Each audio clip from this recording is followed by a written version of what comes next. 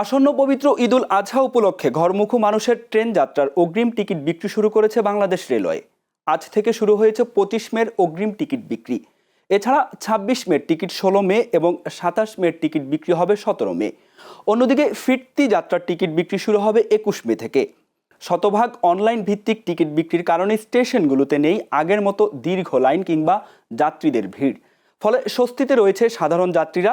Railway কর্তৃপক্ষ জানায় সকাল 8টা থেকে পশ্চিমাঞ্চলের এবং দুপুর 2টা থেকে উত্তরাঞ্চলের ট্রেনের টিকিট অনলাইনে ছাড়া হচ্ছে। এদিকে কোরবানির পশু পরিবহনের জন্য আগামী 22 ও 23 তারিখ বিশেষ ব্যবস্থা হিসেবে চালু করা হচ্ছে দুটি ক্যাটল স্পেশাল ট্রেন। ঈদযাত্রা নির্বিঘ্ন করতে নেওয়া হয়েছে 3 স্তরের কঠোর নিরাপত্তা ব্যবস্থা। ঈদের ছুটিতে বাবার বাড়ি যাচ্ছি। যশোরে খুলনা থেকে খুব স্বচ্ছন্দভাবে, কোনো ভিড় নাই, খুব আনন্দভাবে আমরা ভালোভাবেই যাচ্ছি, কোনো ভিড় নাই ট্রেনে। ছেলে মেয়ে খুলনা রেল স্টেশনে খুব আনন্দের সহিত আমরা বেড়াইতে যেতে পারছি। ঈদের কোনো চাপ নেই, সুন্দর পরিস্থিতি আছে এখানে, তাই তো? ঈদ উপলক্ষে প্রতিবারই ভিড় হয়, কিন্তু এবার সেরকম ভিড় নেই, হয়তো সামনে ভিড় হতে পারে। ঈদ যত ঘনিয়ে আসবে তত সামনে ভিড় হবে।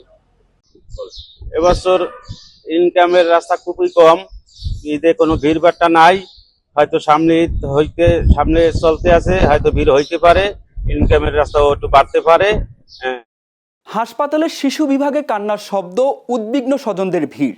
কারো কোলে জ্বরাক্রান্ত শিশু, কেউ আবার অপেক্ষা করছেন চিকিৎসকের একটুখানি আশ্বাসের জন্য। বাংলাদেশ জুড়ে আবারও ভয়ঙ্করভাবে ফিরে এসেছে হাম, অথচ এই রোগের প্রতিষেধক বহু বছর ধরেই সহজলভ্য। সরকারি হিসাব বলছে চলতি বছরের মার্চের মাঝামাঝি থেকে মে পর্যন্ত হামে প্রাণ গেছে 400-রও বেশি শিশুর। আক্রান্ত হয়েছে অন্তত 50,000-এর বেশি শিশু। এসব মৃত শিশুদের 63% বয়স 9 মাসের কম। দেশের বিভিন্ন প্রান্তে গত 15 মার্চ থেকে মারা যাওয়া 85 জন শিশুর বয়স বিশ্লেষণ করে এই তথ্য উঠে এসেছে। দীর্ঘদিনের অপেক্ষা, দাবি আর প্রত্যাশার অবসান ঘটিয়ে অবশেষে অনুমোদন পেল দেশের বহুল আলোচিত পদ্মা ব্যারেজ প্রকল্প। গত 13 মে অনুষ্ঠিত একনেক সভায় প্রায় 33,474 কোটি টাকা ব্যয়ে প্রকল্পটির চূড়ান্ত অনুমোদন দেওয়া হয়। এই ঘোষণার পর থেকেই পদ্মার পাড় জুড়ে বইছে স্বস্তি ও আনন্দের হাওয়া। স্থানীয়দের আশা, পদ্মা ব্যারেজ বাস্তবায়িত হলে দেশের 26 জেলার কৃষি, সেচ ব্যবস্থা, নদী ও জীববৈচিত্র্য রক্ষায় আসবে নতুন গতি। বদলে যাবে লাখো মানুষের জীবনযাত্রার চিত্র। রাজবাড়ীর পাংশা উপজেলার হাবাসপুর পদ্মা নদীর চরে একসময়ে বিস্তীর্ণ মাঠ জুড়ে কৃষকেরা ফলাতেন সোনালী ফসল। আজ সেই মাঠের অর্ধেকেরও বেশি জায়গা জুড়ে শুধু ধুধু বালুচর। পদ্মার নাব্যতা কমে যাওয়া, শুষ্ক মৌসুমে পানির প্রবাহ হ্রাস এবং নদী ভাঙ্গনের প্রভাবে বদলে গেছে এই অঞ্চলের প্রকৃতি ও মানুষের জীবনযাত্রা। বিশেষজ্ঞদের মতে পদ্মা ব্যারেজ চালু হলে শুষ্ক মৌসুমে পানির সংরক্ষণ ও নিয়ন্ত্রিত ব্যবস্থাপনার সুযোগ তৈরি হবে।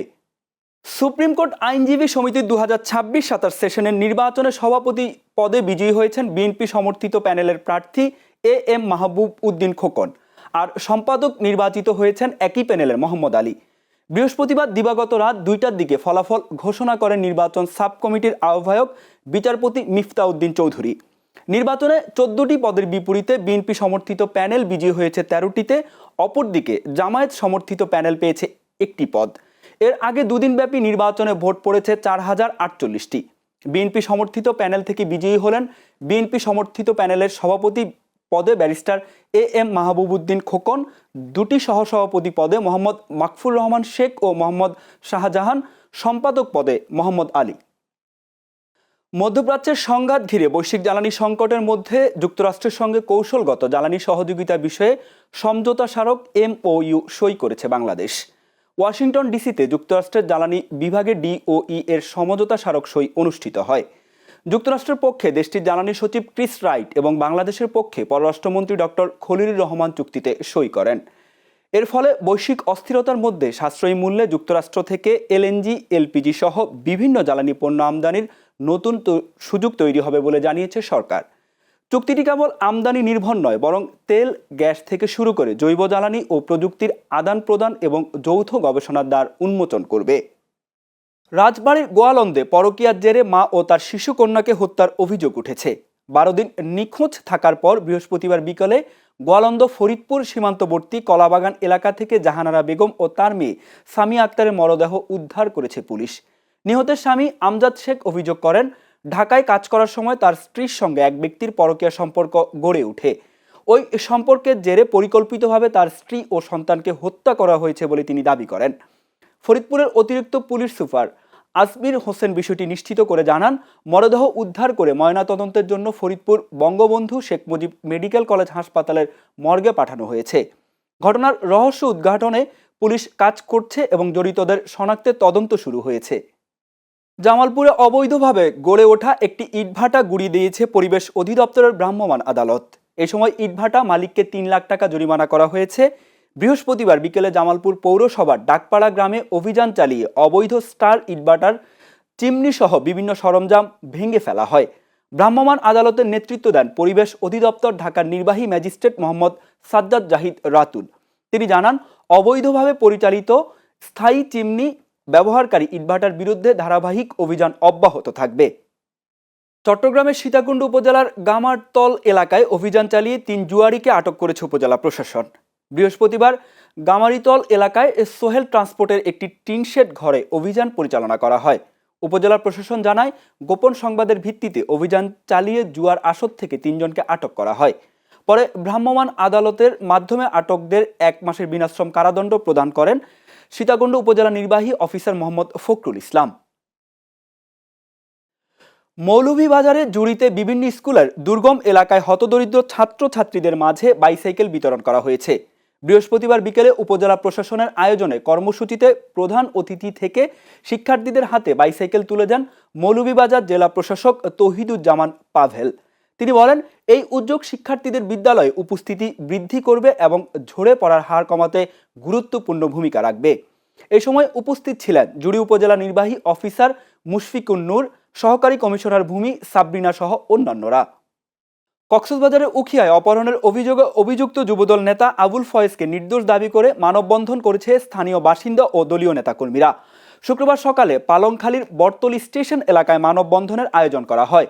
এ সময় বক্তারা অভিযোগটিকে ষড়যন্ত্রমূলক ও রাজনৈতিক উদ্দেশ্য প্রণোদিত বলে দাবি করেন। তারা বলেন, একটি স্বার্থান্বেষী মহল পরিকল্পিতভাবে আবুল ফয়েজের বিরুদ্ধে অপপ্রচার চালাচ্ছে।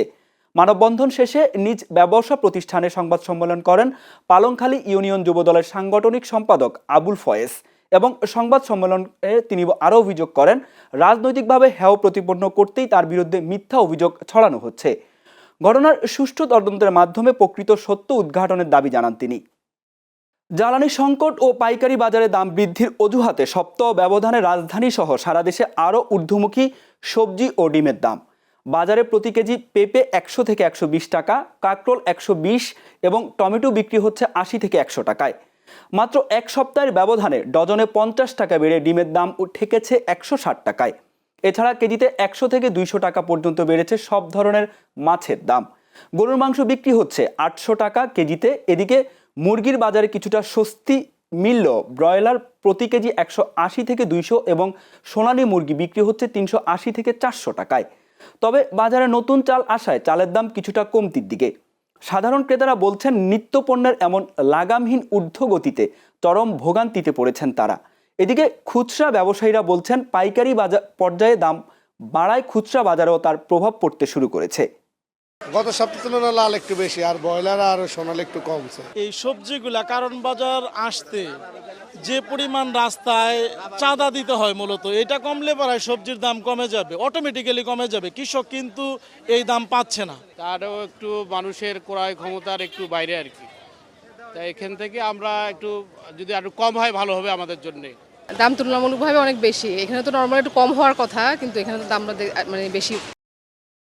দেশের কয়েকটি অঞ্চলে সন্ধ্যা ৬টার মধ্যে ৬০ কিলোমিটার বেগে ঝড়ো হাওয়া বয়ে যেতে পারে বলে জানিয়েছে আবহাওয়া অফিস। একই সঙ্গে বৃষ্টি বা বজ্রসহ বৃষ্টির আশঙ্কা রয়েছে। আজ সন্ধ্যা ৬টা পর্যন্ত দেশের অভ্যন্তরীণ নদীবন্দরগুলোর জন্য আবহাওয়া অধিদপ্তরের দেয়া সতর্ক বার্তায় এই তথ্য জানানো হয়। বার্তায় বলা হয়েছে, রংপুর, দিনাজপুর, ময়মনসিংহ, নোয়াখালী, কুমিল্লা, চট্টগ্রাম, কক্সবাজার ও সিলেট অঞ্চলের উপর দিয়ে পশ্চিম অথবা উত্তর পশ্চিম দিক থেকে ঘন্টায় ৪৫ থেকে ৬০ কিলোমিটার বেগে অস্থায়ীভাবে দমকা অথবা জড়ো হাওয়া বয়ে যেতে পারে। এ সময় বৃষ্টি অথবা বজ্রসহ বৃষ্টির শঙ্কা রয়েছে। তাই সকাল ৮টা থেকে সন্ধ্যা ৬টা পর্যন্ত দেয়া সতর্ক বার্তায় এসব এলাকার নদীবন্দরগুলোকে ১ নম্বর নৌ হুঁশিয়ারি সংকেত দেখাতে বলা হয়েছে।